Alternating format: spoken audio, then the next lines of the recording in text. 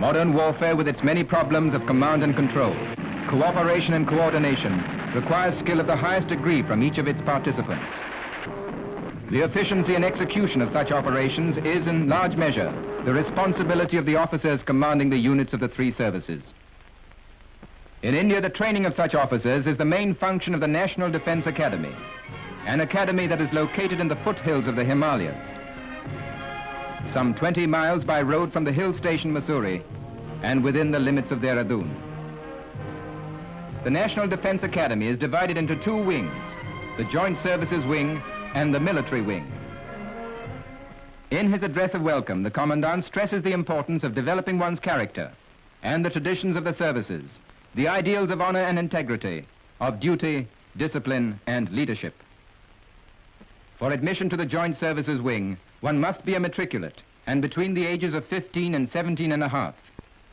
Mathematical training makes for neat, patient, and systematic work. The art of drawing is a direct help in subjects like map reading, surveying, draftsmanship, and engineering. A good knowledge of science gives the cadet an understanding and efficiency in the use of the latest weapons. All in all, a sound education, varied and interesting, is imparted to these future officers. Success in modern warfare depends on the harmonious cooperation of the three services. To achieve this end, the training here is planned accordingly.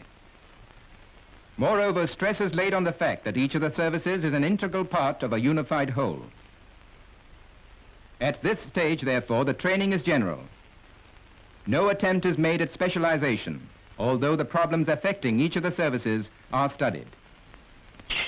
Workshop training, besides developing a sense of the dignity of manual labor, is excellent for bringing about the coordination of brain and hand. A love of the arts encourages creative ability and individual expression.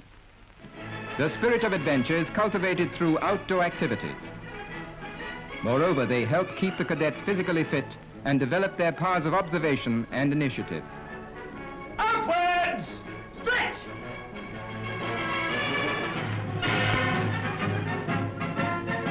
Sports develop a spirit of teamwork and a sense of camaraderie. There's always room for one more, riding high. They learn equitation not only for the fun of it, but because it helps in their attaining self-confidence and alertness. The Commander-in-Chief of our Army is on hand today to inspect the parade.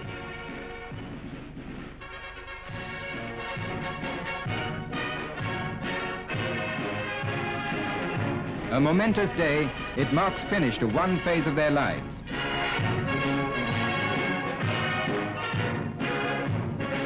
Advanced training, detailed but definite, will now follow.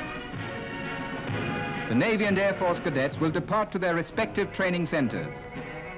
Those destined for the Army will continue their career at the military wing of the National Defence Academy. The Commandant, in his opening address, stresses the importance of character and the creed of the officer. The safety, honor, and welfare of your country come first. The honor, welfare, and comfort of the men you command come next. Your own ease, comfort, and safety come last and always and every time. Training in the military wing is designed to give a cadet a thorough grounding in military subjects. By aid of a sand model, the instructor explains the tactics employed in engaging the enemy. To know how to dig a trench well may mean all the difference between life and death in time of war. For Mother Earth is still the soldier's best protection. In spite of rapid advances that have been made in designing weapons of more effective firepower, small arms remain even now the soldier's personal weapon. The cadet is taught the importance of leading a clean and healthy life. Tidiness and turnout, manner and deportment should be high, so that when commissioned, he may be a pattern for his men to follow. The future officer must have a sense of responsibility and be dependable. And above all, he must know how to discipline himself and those under him. Every cadet is encouraged to use the library. Hobbies are encouraged at the military wing, for they broaden the cadet's outlook and sharpen the interests of his leisure hours. During training, emphasis is laid on the development of character.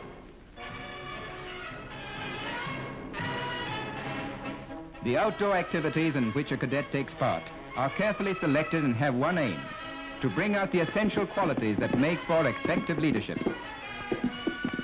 Putting it shortly and bluntly, a cadet must have guts.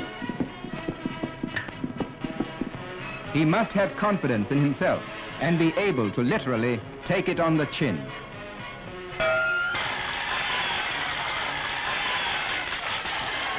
The cadet senses must be keen, and fencing is excellent for doing just that. A cadet's ability to endure physical and mental hardship is repeatedly stressed.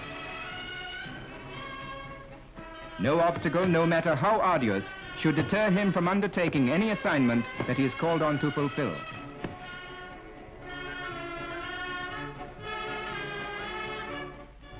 Theoretical training received in the classroom is put into effective practice under simulated battle conditions.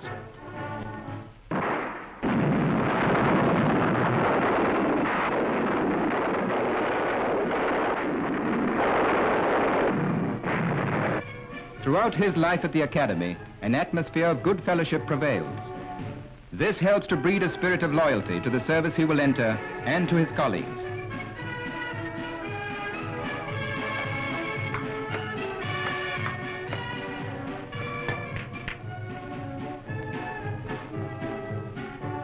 At official dinners, loyalty to the nation is given dignified utterance.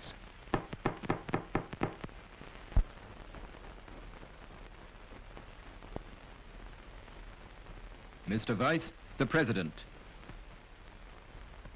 Gentlemen, the President.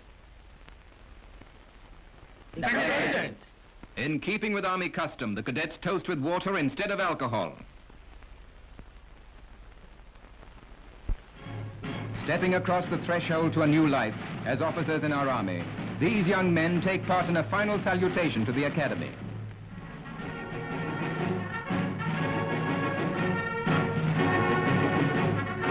We fully know that if they are called upon to defend their motherland, they will not be found wanting. Jai Hind!